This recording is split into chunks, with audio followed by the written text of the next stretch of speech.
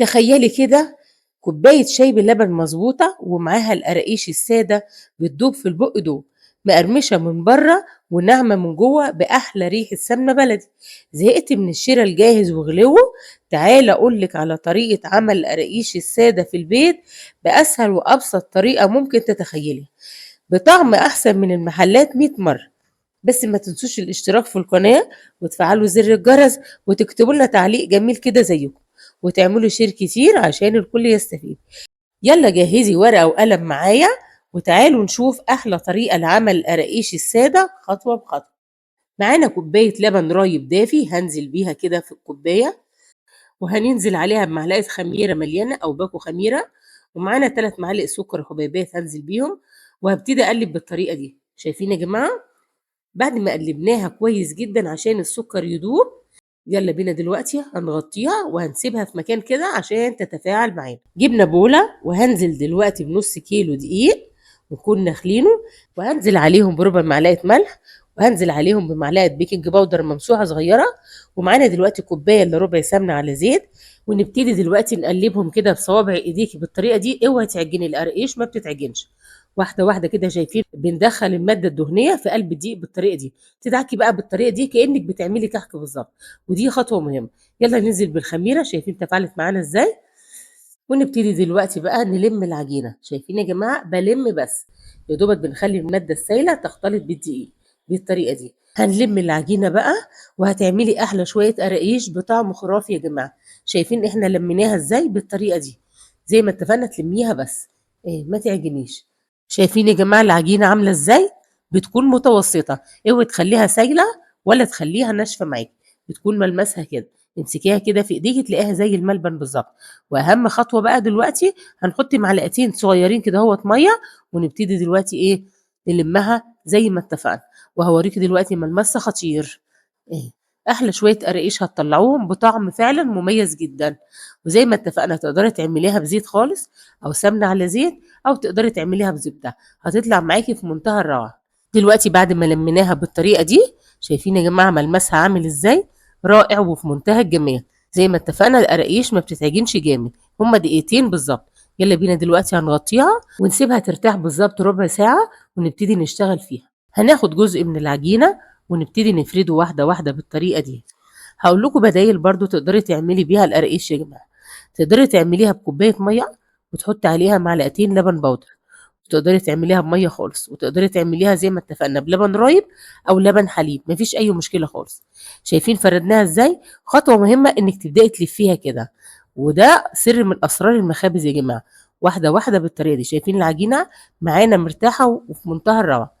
أهم حاجة وأنتِ بتلفّي كده العجينة ما تدخّليش هوا بالطريقة دي، وتبدئي تقفّليها كويس جدًا من الجوانب، وتبدئي كده تقفّليها وأنتِ شغّالة بالطريقة دي، عشان ما تفتحش منِّك في الصاج أو في الفرن.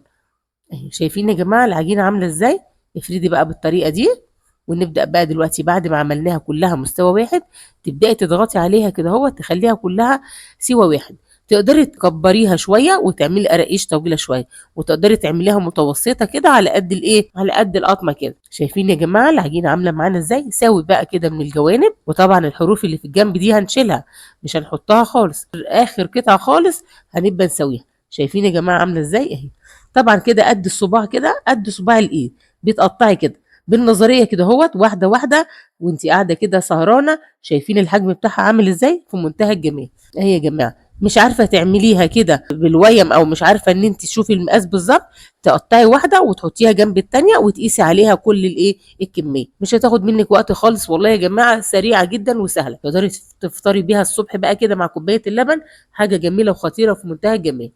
لو ما لكيش مزاج تاكلي بقى أي أكل تاني، دي سهل جدًا مش هتقومي، هتعملي كوباية شاي بلبن وتبدئي تجيبي القرقشتين وتفطري، أحلى فطار. يا جماعة رصوا بقى كده، تقدري تدهني الصاج براحتك، وطبعًا الرقيش فيها مادة دهنية زيادة، ولو ما دهنتيش الصاج ما فيش أي مشكلة خالص. أنا ما دهنتوش وهيطلع معانا في منتهى الروعة. رصي بقى كده بس سيبي مسافة صغيرة بينهم عشان هي لسه هترتفع لفوق، هتطلعي نتيجة في منتهى الجمال. يالّا بينا دلوقتي خدنا قطعة تانية ونبتدي نفردها واحدة واحدة بالنشابة بالطريقة دي. سهّلي على نفسِك، عاوزة تعملي بإيديكِ براحتك بالنشابة هيسهّل معاكِ. شايفين يا جماعة؟ هتقدري كمان بالنشابة تخلّي كل الأجزاء مستوى واحد. واحدة واحدة كده اهوت هتطلعي قراقيش خطيرة أحلى من المحلات مليون مرة، وكفاية إن أنتِ عاملاها بإيديكِ، كل اللي هياكلها عندِك مش هيفرقها عن برّه بل أطعم كمان. يالّا بقى دلوقتي نبرم كده القطعة دي زي ما عملنا في الأولانية بالطريقة دي، سهلة يا جماعة، سهلة جدًا، اعملي كل حاجة في بيتِك ما تشتريهاش من برّه، صدقوني أرخص وأوفر بكتير جدًا مما تشتريه من المحلات، وما تضمنيش عمايلها عاملة إزاي، لازم تكوني واثقة من محلات كبيرة عشان تقدري تتأكدي إن الحاجة ديّة كويسة. يالّا نقفّلها بقى كده بالطريقة دي، ودي خطوة مهمة زي ما اتفقنا إنِّك لازم تقفّليها كويس يا جماعة، شايفين واحدة واحدة كده والعجينة جميلة معانا، تقفّليها بمنتهى السهولة.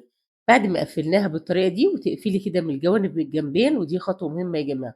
يالّا بينا دلوقتي هنقلبها كده مكان ما فتحناها، ونبتدي بالنشابة كده نفردها عشان تبقى كلّها مستوية، نفس الحجم يا جماعة، واحدة واحدة، بس حاولي ما ترقيهاش جامد، خلّيها كده قد سنتي كده، سنتي ونُص، بالطريقة دي. شايفين يا جماعة الضغطة دي مهمة جدًا. تقدري بقى وأنتِ بتعجنيها تحطّي معلقتين سمسم، معلقتين حبّة البركة، تحطّي شمر، تحطّي ينسون زي ما أنتِ عاوزة خالص. هنقطّعها بنفس الطريقة ونرصّها وارجع لكم تاني. ودي الكمية بعد ما خلّصناها، شايفين بسم الله ما شاء الله من نُص كيلو طلّعنا كمية قد إيه، لمّا تيجي توزنيها بعد ما تستوي هيطلع معاكِ كيلو بالضبط يا جماعة، شوفي بتشتري من برّه الكيلو بكام. يالّا بينا دلوقتي هندخّله الفرن على درجة حرارة 200 هيقعد معانا بالضبط تِلت ساعة، وبعد كده تشغّلي الشواية ياخد معاكِ لون خطير ونرجع لكم تاني. شايفين يا جماعة اللون عامل إزاي؟ ده المطلوب، هيدّيكِ كده قرمشة من برّه وهيكون طري من جوّه، حاجة جميلة وفي منتهى الجمال. شايفين يا جماعة مفرّغة معانا وحاجة في منتهى الروعة. جرّبوه بقى وقولوا لي إيه رأيكم فيه، شايفين من جوّه عاملة إزاي؟ بسم الله ما شاء الله ولا مكتومة ولا معجنة ومستوية معانا في منتهى الجمال. وبس كده يا حبيبة قلبي عملنا مع بعض أحلى وألذ قراقيش سادة في البيت بطريقة مضمونة 100%. لو الوصفة عجبتِك ما تبخليش علينا بلايك وكومنت برأيك، وتكتبي لي في الكومنتات إيه الوصفة اللي حابين نعملها المرة الجاية، وما تنسوش الاشتراك في القناة وتفعلوا زر الجرس وتكتبوا لنا تعليق جميل كده زيكم، وتعملوا شير كتير بيفرق معايا جدًا، جدًا. وعشان تلحقي كل وصفاتنا الجديدة استنونا في وصفات تانية جاية ألذ وأحلى بكتير. سلام عليكم.